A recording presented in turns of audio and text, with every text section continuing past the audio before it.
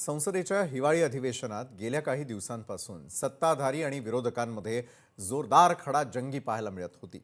मात्र अधिवेशनाचं सूप वाजल्यानंतर संसदेच्या आवारात एक वेगळंच चित्र पाहायला मिळालं. राजकीय मैदानात एकमेकांचे कट्टर विरोधक असलेले नेते सर्व हेवे दावे बाजूला ठेवून एकाच टेबलवर एकत्र आलेले दिसले. शुक्रवारी संसदेच्या अधिवेशनाची सांगता झाली.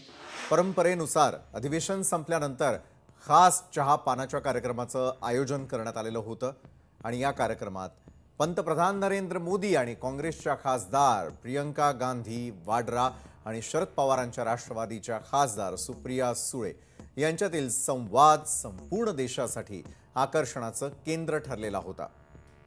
सभागृहामध्ये एकमेकांवर टीकेचे बाण सोडणारे हे दोन्ही नेते चहापानाच्या वेळी मात्र अत्यंत खेळीमेळीच्या वातावरणात चर्चा करताना दिसून आले.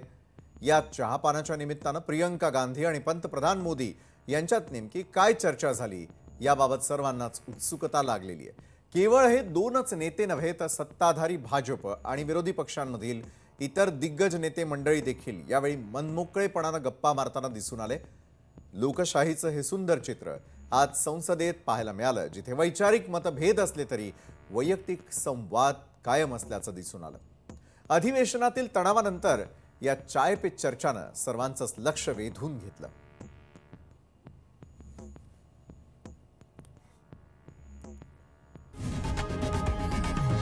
लोकशाही मराठी ऐका, पहा, जागरूक रहा.